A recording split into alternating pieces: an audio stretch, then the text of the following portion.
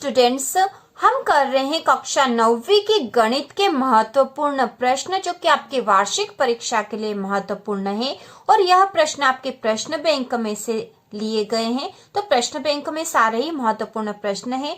प्रश्न बैंक में अध्याय 1 का पार्ट 1 और पार्ट 2 हम बना चुके हैं और यह उसका पार्ट 3 है और इसके साथ ही आपका अध्याय 1 पूरा हो जाएगा।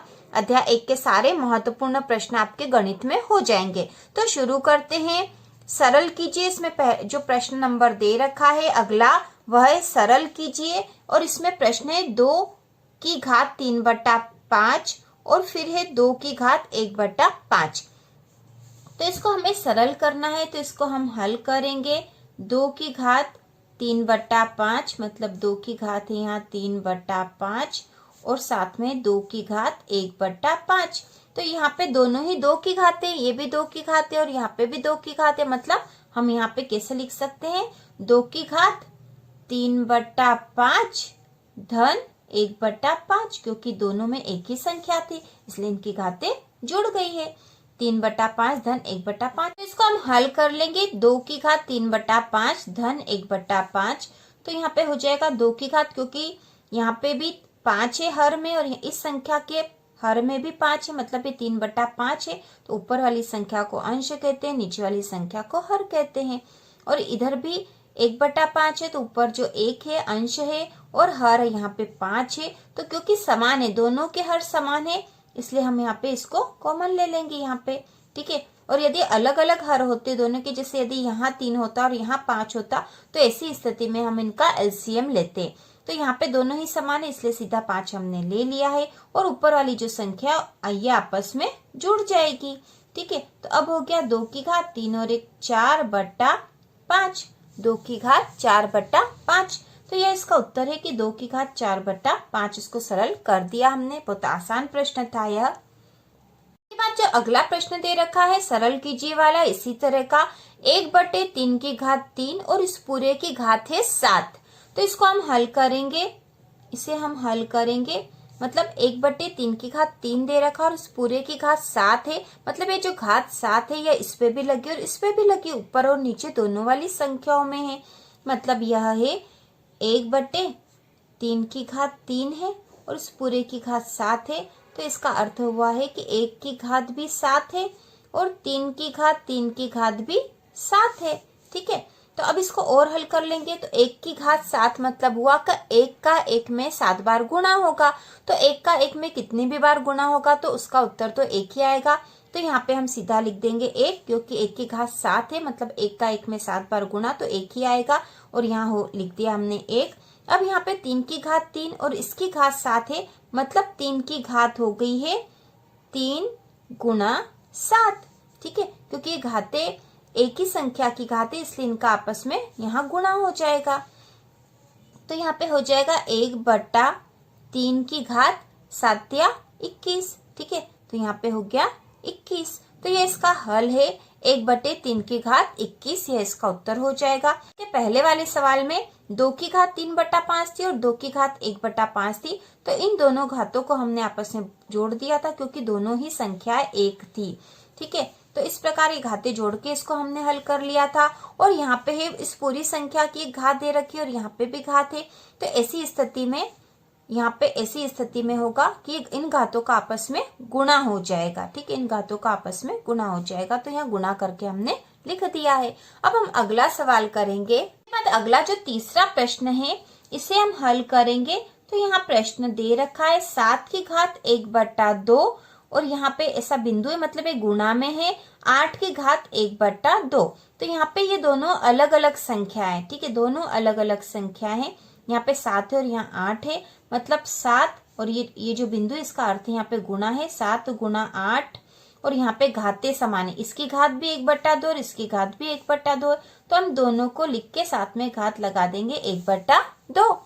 अब यहाँ पे 7 का 8 में गुणा हो जाएगा, 7 या 8 56 हो जाएंगे और 56 की घात हो जाएगी 1/2।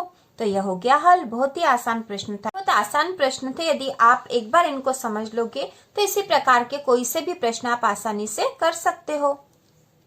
इसके बाद जो अगला प्रश्न आपके प्रश्न बैंक में महत्वपूर्ण जो इस अध्याय का दे रखा वह है 1 और 2 के बीच 5 परिमेय संख्याएं लिखिए। 1 और 2 के बीच 5 परिमेय संख्याएं लिखिए। तो हमें 5 परिमेय संख्या लिखनी 1 और 2 के बीच में। तो हम यहाँ पे करेंगे 1 और 2 के बीच परिमेय संख्या लिखने के लिए या किसी भी संख्या के बीच में परिमेय संख्याएं लिखने के लिए यही तरीका हम अपनाएंगे।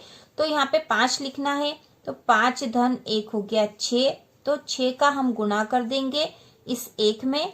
तो 6 का गुणा यदि हम ऊपर और नीचे दोनों ही संख्या में कर देंगे, मतलब ऊपर नीचे दोनों ही कर देंगे, तो वह समान ही होगा। मतलब यह है कि हम 1 में गुणा करेंगे 6/6 का, तो 6 से 6 कट जाएगा, मतलब कुछ नहीं बचेगा और यहाँ 1 ही रह जाएगा। तो इसी स्थिति में हम यहाँ पे 6 का गुणा कर देंगे ऊपर और नीचे, मतलब 6/6 और 6/6 आपस में कट सकते हैं। तो यहाँ पे हो जाएगा 6/6। ठीक है, इसका गुणा कर दिया तो ये 6/6 हो गया। इसी प्रकार अब हम 2 में भी इसी प्रकार 6/6 का गुणा कर देंगे 6/6, तो ये हो जाएगा 6 दूना 12/6। ठीक है, तो अब हमें यहाँ पे 1 के स्थान पर प्राप्त हो गया 6/6 और 2 के स्थान पर प्राप्त हो गया 12/6। अब हम इन दोनों के बीच में परिमेय संख्या आसानी से लिख सकते हैं। तो यह तो एक उदाहरण के तौर पे था कि हम ऐसे आसानी से लिख सकते हैं। यहाँ पर हम इससे बड़ी संख्या का भी गुणा कर सकते थे और अधिक परिमेय संख्याएं भी लिख सकते थे, लेकिन हमें केवल 5 परिमेय संख्याएं लिखनी थी, इसलिए हमने 5 और 1 6 का गुणा यहाँ पे कर दिया है। तो अब हम इन दोनों के बीच में 6/6 और 12/6 के बीच में परिमेय संख्या लिख लेंगे। तो इसके बीच में हो जाएगी 7/6, 8/6, 9/6, 10/6, 11/6। तो यहाँ पे 6/6 और 12/6 के बीच में हमने 5 परिमेय संख्याएं लिख दी। बहुत आसान तरीका है। आप किसी भी संख्या के बीच में जब परिमेय संख्या लिखनी हो तो यही तरीका अपनाओ, आप आसानी से लिख लोगे। यहाँ पे हमने 6 का गुणा 1 में इसलिए करा था कि 5 और 1 6, इसलिए क्योंकि हमें 5 परिमेय संख्याएं चाहिए थी और उसमें 1 जोड़ दिया क्योंकि वो आखिरी की संख्या बच जाएगी। तो यहाँ पे हो गया 6। अब 6 का गुणा हम यदि ऊपर और नीचे उसी समान संख्या का गुणा करेंगे तो उस संख्या पे कोई फर्क नहीं पड़ेगा। जैसे कि यहाँ पे 6 से 6 कट जाएगा तो 2 ही रह जाएगा, और यहाँ पे 6 से 6 काटेंगे तो यहाँ 1 ही बचेगा, और 6 से 12 काटेंगे तो 6 कम 6, 6 दूनी 12, 2 ही बचेगा। मतलब ये 1 और 2 ही है वास्तव में, और हमें परिमेय संख्या लिखनी थी इसलिए हमने इसको इस रूप में कर दिया है। तो इस प्रकार 6/6 और 12/6 के बीच में हमने 5 परिमेय संख्या लिख दी।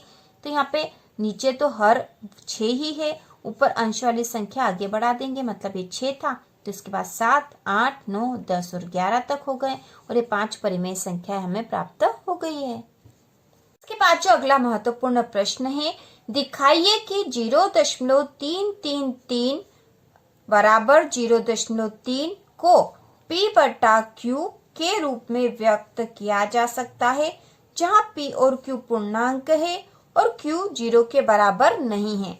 तो यहाँ पे जो है 0.3 जो है यहाँ पे ये 3 3 3 ऐसे ही बढ़ते जाएंगे, इसलिए हमने 3 के ऊपर यहाँ लाइन खींच दी है। और यही प्रश्न है कि 0.333 यहाँ बिंदु दे रखा, मतलब 3 3 3 यदि हम भाग दे रहे हैं तो इसी तरह की संख्या आती ही जाएगी, को P/Q के रूप में व्यक्त किया जा सकता है, और जहाँ P और Q पूर्णांक है और Q 0 के बराबर नहीं है। तो इसे हमें हल करना है। यहाँ पे हमें दिखाना है कि इस संख्या को P/Q के रूप में व्यक्त किया जा सकता है। तो इसे हम हल करेंगे तो सबसे पहले यहाँ पे जो संख्या दे रखी है 0.333, इसका अर्थ जो 0.3 है और इसका दशमलव प्रसार अनवसानी आवर्ती है। तो ऐसी स्थिति में यहाँ पे हम इसको सबसे पहले हम लिख देंगे कि x बराबर, क्योंकि हमें पता नहीं है कि इस रूप में व्यक्त किया जा सकता है कि नहीं, तो हम मान लेंगे कि माना कि 0.333 बराबर x है। ठीक है, हमने मान लिया कि ये जो संख्या दे रखी इसका मान x के बराबर है। ठीक है, तो x बराबर हो गया 0.333। ठीक है, तो x के बराबर हमने इसको मान लिया सबसे पहले तो इसको हल करने के लिए। अब यहाँ पे हमें कुछ उपाय करना पड़ेगा, क्योंकि हमें तो बताना है कि इसे P/Q के रूप में व्यक्त किया जा सकता है या नहीं। तो अब हम कुछ उपाय करेंगे और लिखेंगे यहाँ पे। अब क्योंकि x बराबर ये है तो यदि हम 10x बराबर करें, ठीक है, 10x बराबर यदि हम करते हैं तो इसमें भी 10 का गुना होगा। 10 में x का गुना करा हमने, ठीक है, यहाँ पे 10 का गुना करा x में, तो इसमें भी 10 का गुना करेंगे तो यहाँ पे भी हो जाएगा 10 गुना 0.333, ठीक है। 10 का गुना हमने इधर भी कर दिया और 10 का गुना इधर भी कर दिया, तो अभी हो जाएगा कि 10x बराबर, यदि 10 का गुना इधर होगा 0.333 में, तो यहाँ पे हो जाएगी संख्या 3.33। यहाँ संख्या हो जाएगी 10x बराबर 3.333। इसी प्रकार ये आगे बढ़ता रहेगा। तो यहाँ पे 10 का जो गुना होगा इसमें 0.33 में तो गुना हो जाएगा, तो यहाँ पे ये जो दशमलव है एक अंक इधर बढ़ जाएगा, ठीक है। तो यहाँ पे हो जाएगा 3.333। अब यहाँ पे 10x का मान हमने निकाल लिया है, तो हम यहाँ पे ऐसा भी लिख सकते हैं, क्योंकि यहाँ पे 3 है और यहाँ पे हम लिख सकते हैं कि 10x बराबर 3 धन 0.333, ठीक है, क्योंकि 3.33 है तो इसको इस रूप में भी लिखा जा सकता है, क्योंकि हमें तो सवाल हल करके बताना है, इसलिए हमने लिख दिया कि 3 धन 0.333। जब 3 को जब 0.333 में 3 जोड़ेंगे तो 3.333 प्राप्त हो ही जाएंगे, इसलिए हमने इसको इस रूप में लिख दिया है। हमें पता था कि इसको ऐसे भी लिखा जा सकता है। अब यहाँ पे 0.333 जो है, हमें पता कि हमने तो शुरू में ही माना था कि 0.333 तो x है, तो अब हम यहाँ लिख देंगे 10x बराबर 3 धन x, क्योंकि यहाँ पे x की वैल्यू थी, यहाँ पे हम लिख देंगे क्योंकि x बराबर था 0.333, ठीक है, इसलिए हमने यहाँ पे 0.333 के स्थान पर लिख दिया x। यहाँ पे हो गया x। अब x का मान यदि निकाल लेंगे तो x का मान निकालने पर x का मान निकालने पर देखो हमारे पास क्या है, 10x बराबर है 3 धन x है, तो यहाँ पे 10x ऋण x, ये x इधर आ जाएगा तो धन से ऋण का हो जाएगा, बराबर 3 हो जाएगा। 10x में से एक x घटाएंगे तो बचेगा 9x बराबर 3। अब x का मान निकालेंगे तो x बराबर हो जाएगा 3/9। x का मान हो गया 3/9, क्योंकि ये जो 9 है इसके इधर जाएगा तो ये बट्टे में जाएगा, क्योंकि इसके साथ गुणा में था, तो बराबर के उधर जाएगा तो बट्टे में हो गया। अब इसको भाग लगा देंगे, 3 एकम 3, 3 तिया 9, तो x का मान हो गया, x बराबर हो गया 1/3। तो हमने इस संख्या को एक परिमेय संख्या के रूप में यहाँ पर व्यक्त कर दिया है 1/3 के रूप में, जो कि संख्या थी 0.333 को, ठीक है, 0.333 को हमने p/q के रूप में व्यक्त कर दिया है। और इसके लिए हमने सबसे पहले उस संख्या को x के बराबर मान लिया। अब हमने x के बराबर मान के उसके जो दोनों ही तरफ, क्योंकि x बराबर था 0.333, तो हमने x में भी 10 का गुणा कर दिया और 0.333 में भी 10 का गुणा कर दिया। अब यहाँ पे ये तो हो गया 10x और यहाँ पे 0.333 में जब 10 का गुणा कर दिया तो ये हो गया 3.333। अब 10x बराबर हमने इसको इस रूप में लिख दिया कि 3 धन 0.333, क्योंकि हमें पता है कि 3 और 0.333 जुड़ेंगे तो 3.333 होता ही है, तो 3 धन 0.333 के रूप में हमने इसे लिख दिया। अब 10x बराबर हो गया 3 तो है ही सही, और हमें पता है कि 0.333 तो बराबर x के हैं, क्योंकि हमने शुरू में ही लिखा था x बराबर 0.333, तो इसके स्थान पर हमने लिख दिया x। अब ये हो गया 10x बराबर 3 धन x। अब x का मान हमने निकाला तो 10x बराबर था 3 धन x। अब यहाँ पे ये जो x है हम इसको इस तरफ ले आए बराबर के, तो ये ऋण का हो गया है। 10x ऋण x बराबर हो गया 3। 10x में से एक x गया तो बचे 9x बराबर 3। x बराबर 3/9, इनको आपस में काट दिया तो x बराबर हो गया 1/3, और यही हमारा आंसर है। इसके बाद इस अध्याय का जो आखिरी प्रश्न बैंक में दे रखा है, अध्याय 1 प्रश्नावली 1 का आपके 1/7 और 2/7 के बीच एक अपरिमेय संख्या ज्ञात कीजिए। तो अध्याय 1 का ये आखिरी महत्वपूर्ण प्रश्न है। प्रश्न बैंक के अनुसार यह इम्पोर्टेंट भी है। 1/7 और 2/7 के बीच एक अपरिमेय संख्या ज्ञात कीजिए। तो हमें अपरिमेय संख्या निकालनी है।